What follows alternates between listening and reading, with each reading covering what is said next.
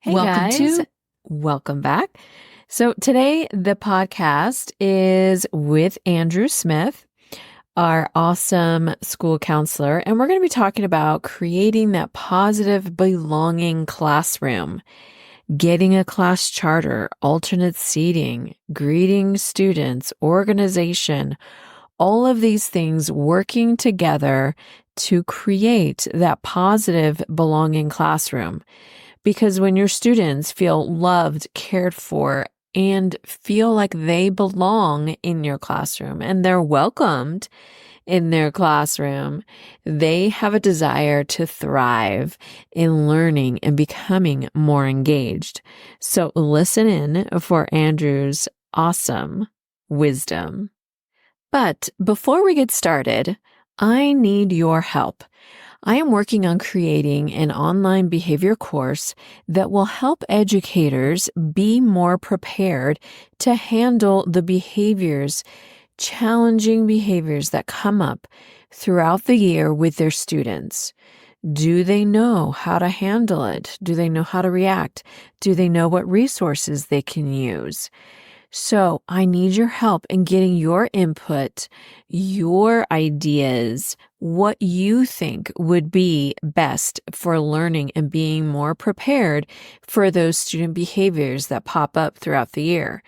So if you want to be a part of this and giving your input, your feedback, I would love to hear from you.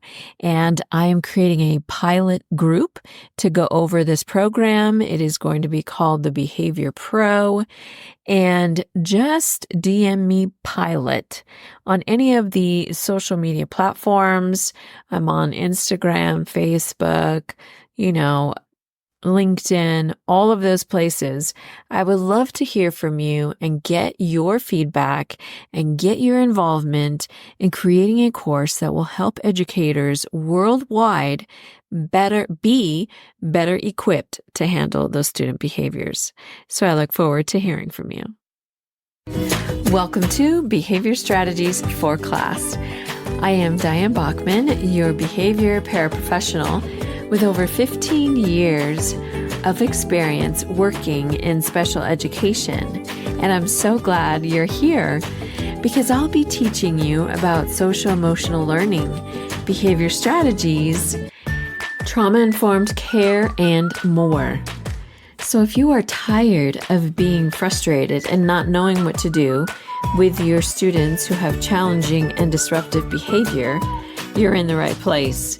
Now, if you're ready to become more equipped to help your students learn and grow, let's listen in to today's episode.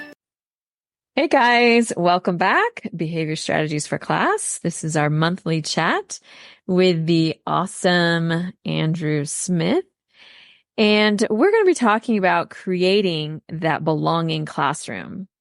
So this month on the podcast, we have talked about that, prioritizing those student relationships, fostering that self-awareness with your students, and also celebrating your students' diversity.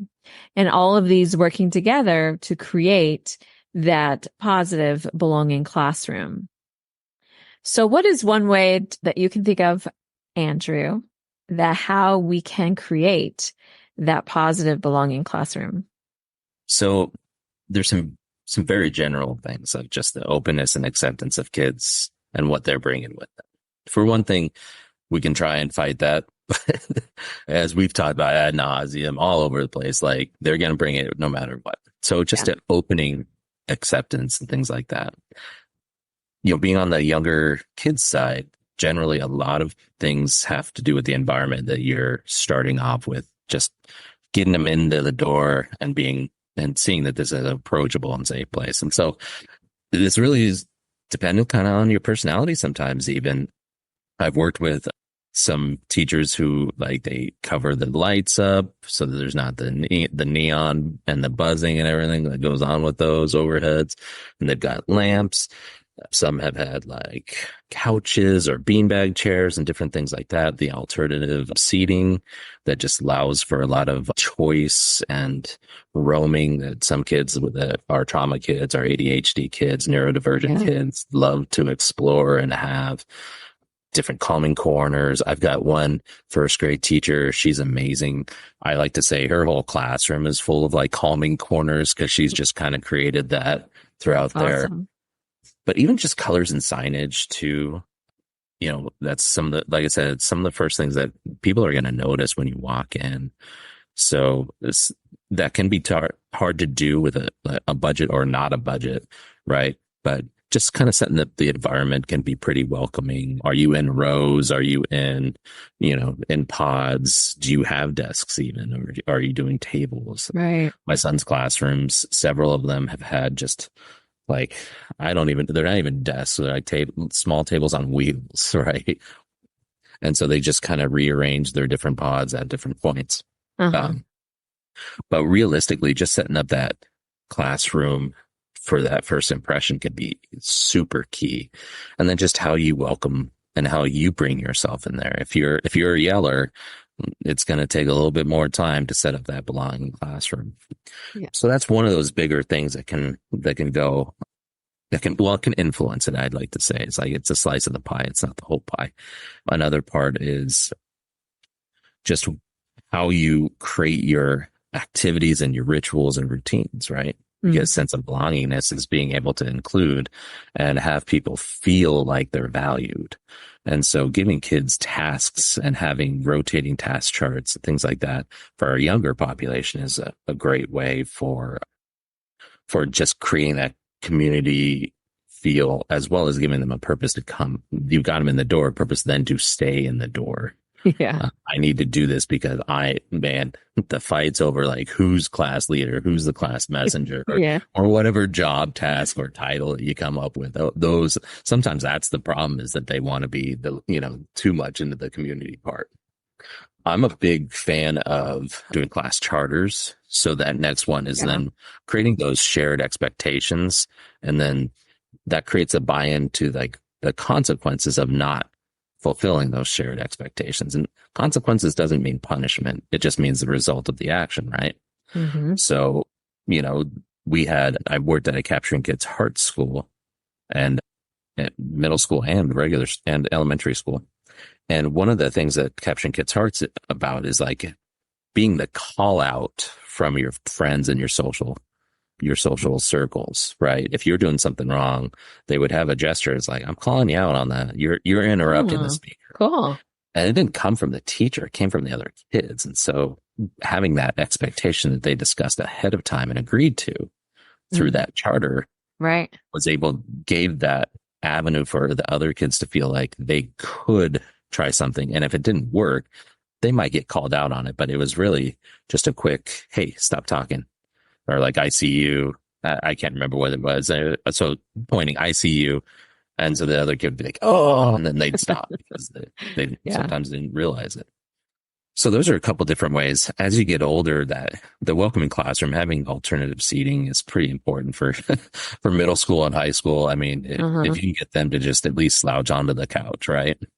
Then you've got them in the door. Having some music, having them have some ability to use music or devices, different things like that. There's a lot of different, and there's workshops all over the place about how to integrate a lot of these different things. But having that flexible environment is pretty key for a lot of older kids, and having that expectation that when you come in, you're going to be loved. I'm going to expect you to do some stuff, but you're valued. So some of those techniques really don't change too much from the littles to the bigs, because what you're doing is you're creating a welcoming environment through the environment, through your presence. Sorry, I'm working backwards apparently. Through your presence, and then just the expectations that are around that. So having clear expectations of what you expect from them and how they will be valued and loved, as well as how the consequences might come around if they don't meet those expectations that everybody agrees to. So those are some very general ways of setting up a belonging classroom. And then I always like to say that the fun rituals and the like parties, those are the result of creating that. Those are the best parts, right? When you get into those, I mean, I worked so much at elementary school. I mean, we use an excuse for everything. Like there's Time for parties, party. eating, Yeah. right? We'll throw, I mean, hundreds day. I mean, that wasn't a thing Gotta have it. until I started working in schools. I was like, I don't know what hundreds day is, but it's a big deal. So you get to enjoy those so much more from having that sense of belonging, but it also makes your everyday a lot easier because it's not going to get rid of your behavior problems, but it will help reduce them because now they're going to feel like even if I make a mistake, I'm still going to be loved. I'm still going to be part of the community. Right. And so it also puts the pressure on of, if I make this mistake, am I going to lose face with these people who accept me as my community? So there's that positive peer and social pressure that works for a lot of us of, am I going to lose face? Am I going to alienate some of this? And so it does help reduce some of those everyday behavior management things, that tasks and whatnot that take up a lot of your day. Mm-hmm. So those are some of the positive benefits, as well as having more academic on time tasks and better performance because kids are willing to try and willing to learn to synthesize their learning, all of those good things. So it's pretty important to create that belonging.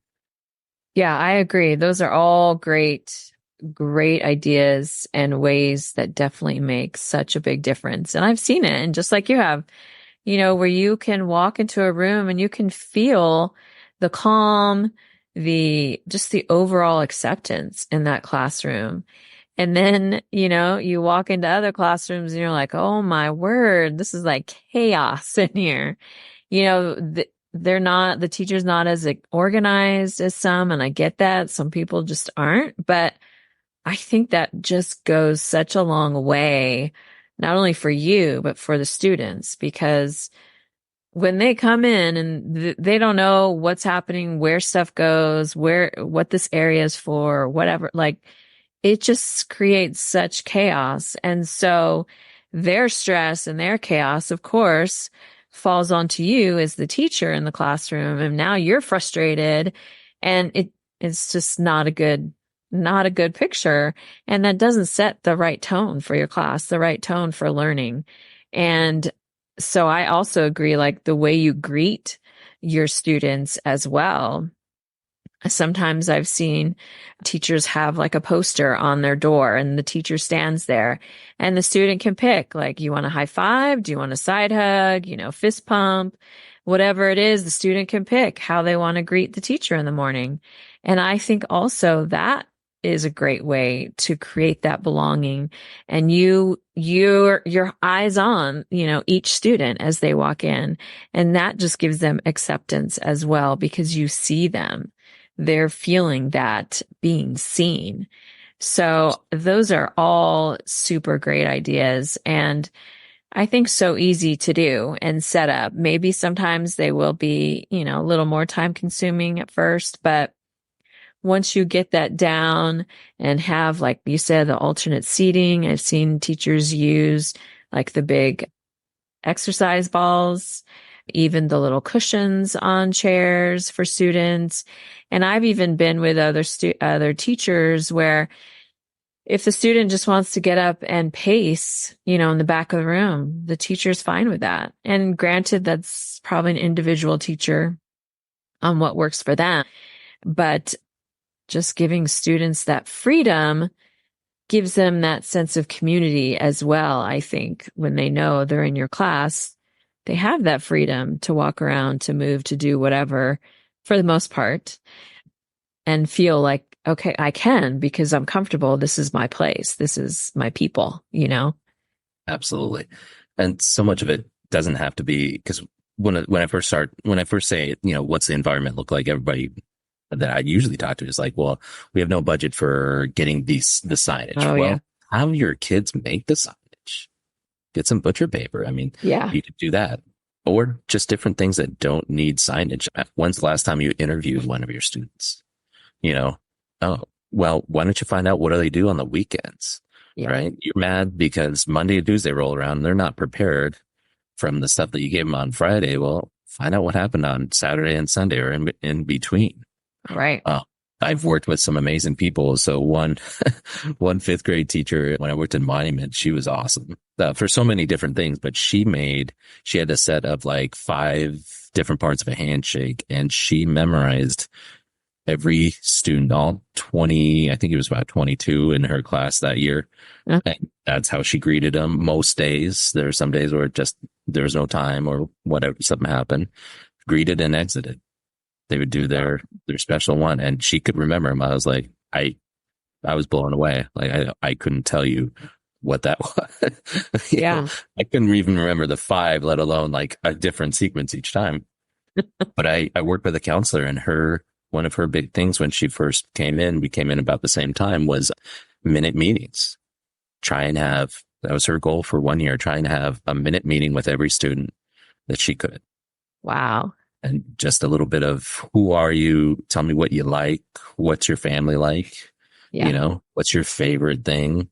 Yeah. And just give that time. And, if you invest, it does take a little bit more time to set that up, but are you going to pay for 15 minutes now to save, who knows how long later on? Right. Right. And it just gives you that amount to pull on from if you get the hard things, or if they need encouragement, like, well, you know what? Yeah. Remember, we love you here, but we also know that there's people outside that want you to do well and know that you can do this, right? When it comes to testing time, or like the courage to stand up and give a report, or to record something, or to try something new. It gives you that kind of, I don't want to say like currency, but the ability to just pull on that for those different parts. And that's part of sense of belonging. Yeah. Is that, for sure. That we support you, we're there, try something new. Yeah, exactly. Because, some of these students, they don't have control over what happens at home and what's going on there. And so when they come to school, this is their second home. This is their second family, where they hopefully feel that sense of belonging, that confidence, like you said, to be able to step up and do something that they haven't done before, and to really stretch and grow, not only academically, but social and emotionally, their mental health. And we all know how important that is. And so definitely letting them know, like, you are in a safe place, to fail or succeed, whatever works. And obviously that's going to be up and down all year. I think another way that we've also seen a great connection tool is by having that lunch bunch with your students. And, whether you do it once a week, once a month. And I've had teachers, they just kind of rotate, through their students and have a group of them or a couple of them, whatever works, and meet for lunch. And like you said, you just get to know them, just get to know their family life and their likes and dislikes. And then, having teachers share some of their own, maybe struggles that they've had in school, and just letting them know, like, you're human too. And, you struggle with things, and you did, and you succeeded. And now you're teaching, just all a learning circle, that you continue to learn more about your students as they get to know you. And again, it's that connection, those relationships that come back in and give you that sense of belonging for you and your students in your classroom. Yeah, absolutely. It underscores kind of everything and helps just in all areas. If you have a sense of belonging, you have a sense of acceptance, you're going to try harder, you're going to learn more, you're going to be a better person, you're going to want to be a better person. So you're going to move from that extrinsic thing of, people, if I don't do this, people are going to bash me. Well, that's extrinsic because it's coming in from the outside, right? It's going to be, well, I want to be this better person. I'm expected of this from other people, but now I want to be. And so being able to help kids move to that is pretty important, just socially, psychologically, everything. Right. Mm-hmm. So it's just awesome to be able to kind of create that environment to set it up.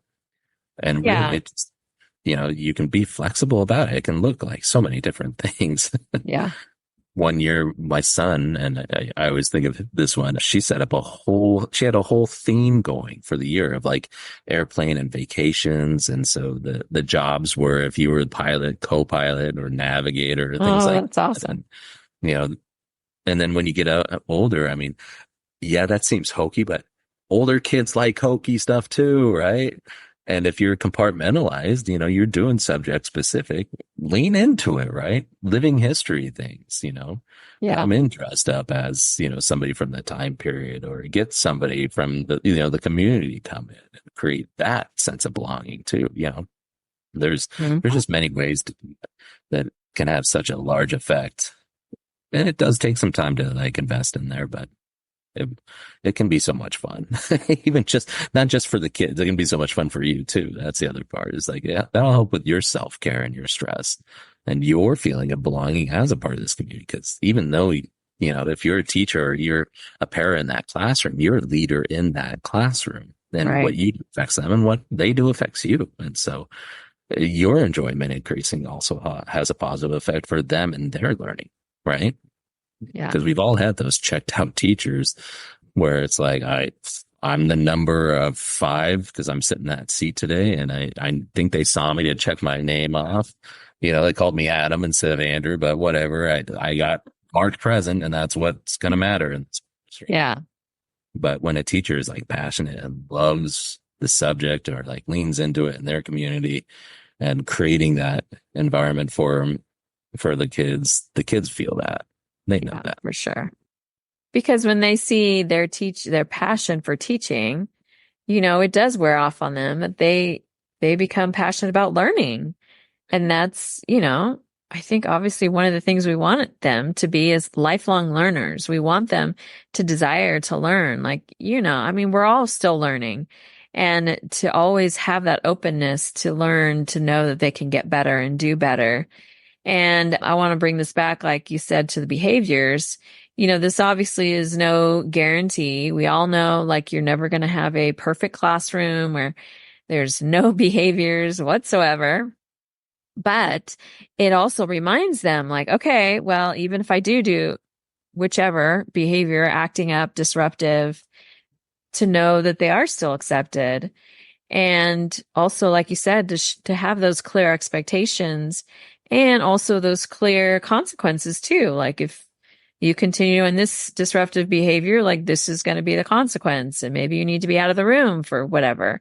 But so that they know ahead of time is such a huge relief for them because they're not guessing all the time. Yeah. That's where some teachers will post like their whole, the schedule for the day.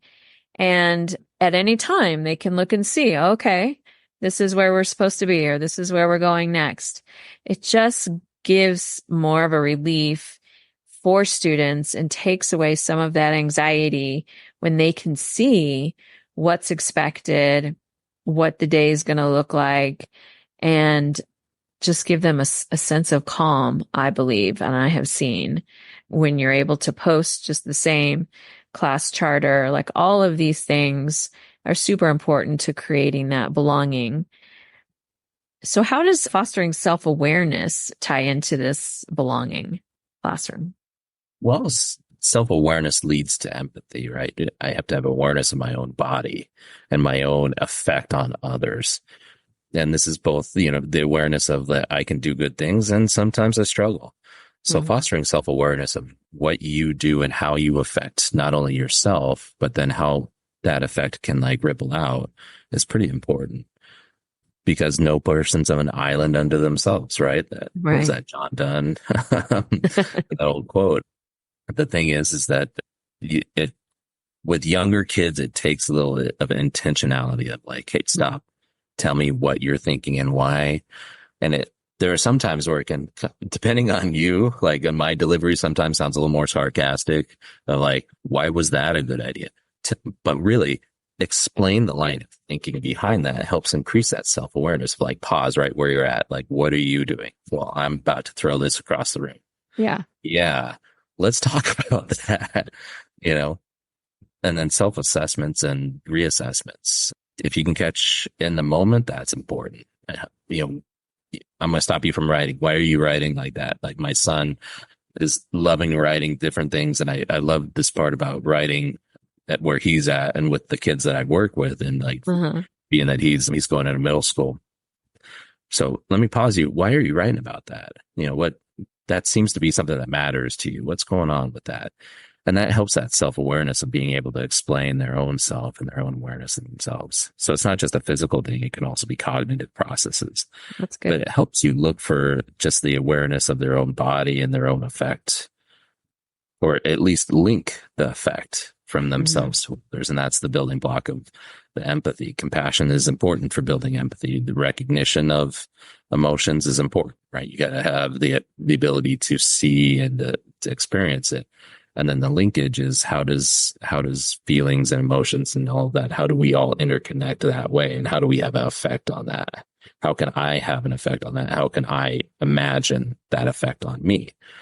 That starts in psychology, the theory of mind, of like I can picture somebody else's effect in their own mind.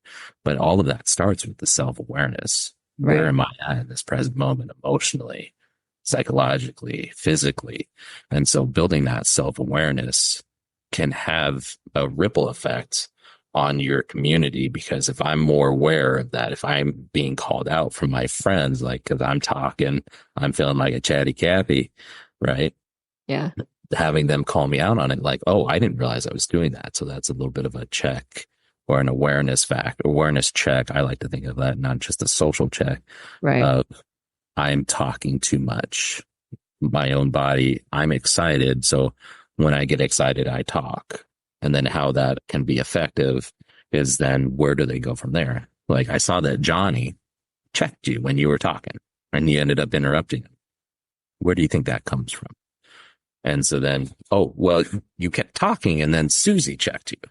What would you change differently about that? And so you can start creating those teachable moments, even on reflection, and, instead of catching them in the moment, even on the Right. reflection, that reassessment of where they were helps build self-awareness too. What was I doing? What was I doing in the moment? And then how can I create that community? How does my awareness of what I did affect and create or not that community that we're Right. trying to build in that classroom? So self-awareness is so key for kids, and especially younger kids. And, we vacillate through it, as, as we've seen for some adults, but definitely, kids will become more aware or less aware, just depending on where they are in life. It can sometimes be a skill that we need to really foster as we get older, Mm-hmm. or as we progress through. Yeah, for sure. And that makes me think of like some students when they get highly dysregulated, they're in the middle of it. That's really not the time to try and have a conversation like, okay, so why are you throwing the chair at me, Johnny? Or whatever it is. And that's something I think you learn as you get to know your students. Like, really, is this the right time? Or is it afterwards? Like you said, we process, let them have a moment, and then you can talk to them and help them process through and learn like, well, why did you react this way? And, all the precursors and all of those things come together to, like you said, for them to learn that awareness.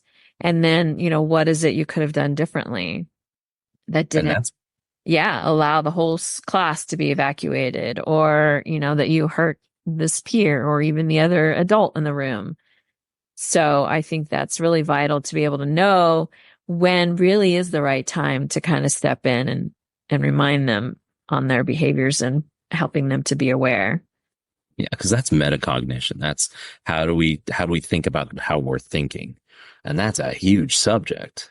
Yeah. And we can have those conversations with kids, but when a person's activated, when their limbic system is telling them there's a threat or there's something that they Yeah. perceive as, whether it's math, whether it's me, whether it's Yeah. just feeling safe in the environment or at home, or a trigger from that happens to resemble those things or is resembling those things. That's all higher order thinking, which is our, higher order, our top brain, right?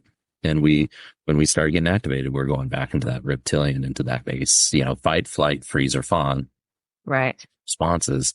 And so you know, there's not the physical ability in the moment sometimes, as you said, about Mhm. trying to respond in a, in a cognitively effective or metacognitively effective way of how am I thinking? What's my awareness of my body other than to get out, right? Or to fight or to please somebody so it stops or just Right. to see if it passes over. So interviewing your kids, finding out about your kids, spending Yeah. time and, investing in your kids and your community will help tell you kind of what some of those things are. Cause it is such a fine line for some kids about where they're at and what does and doesn't, and it all depends, on that person. It's so subjective with that. For sure. And, a reminder again, like, behavior is communication. Like, what are they trying to tell you? And when you have that moment to sit down with them and, it's really, like you said, getting to know them, getting to know where they're at. Obviously we're not therapists.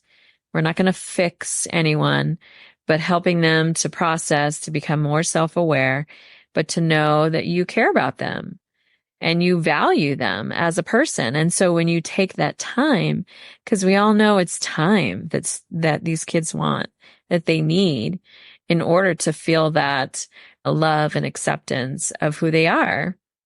So taking the time just to say, hey, like, I can really tell, you were really upset. Why? Like what, helping them to become aware again of like what those triggers are and to help process through that as much as possible because they're going to be in your care, 8 hours a day. Yep. So how can you make Never it? absent. Yeah. And never, exactly. Never sick, never absent. Show up Or day in, day out. if they're sick, they're at school. We all know that.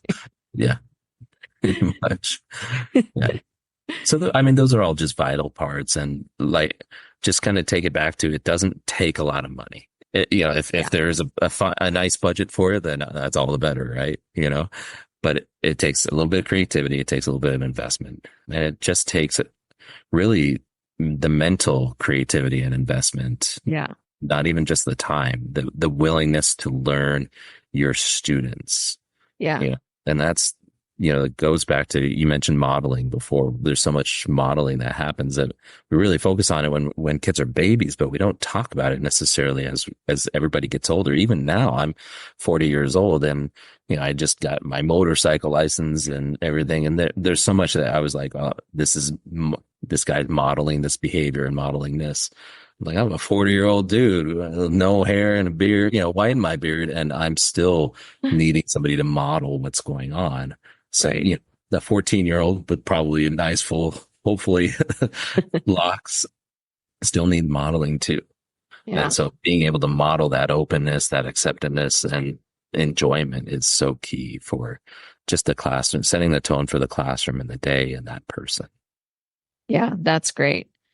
Those are all great tools. And like you said, it doesn't cost a lot of money to invest your time. I mean, I know as teachers, you're putting in 5 million hours a day, but it does pay off and your students need that and they feel that. And so I want to say thanks again, Andrew, for being here and sharing your wisdom and your thoughts. They are very important. And we know this year is going to be an amazing year because everyone is going to have a class of belonging, right? Yep. Pleasure's all mine. What's that? The pleasure's all mine. And if you're listening to this already, you're already in that open mindset, right? Exactly. So just carry that on for the next year. Exactly. Thanks so much, Andrew. We'll see you next time. Thank you. Don't forget, guys, if you are ready to have a voice in helping to prepare educators worldwide in handling disruptive, challenging student behavior, DM me the word pilot, and I will connect with you so we can get started on this online course. Thanks so much for listening. I truly appreciate your support. And if I have encouraged you, motivated you to continue to learn, to support your students, even better, to help them strive in your classroom, Please leave a review, hit that subscribe button so that others can see they can learn and grow here as well. Thank you.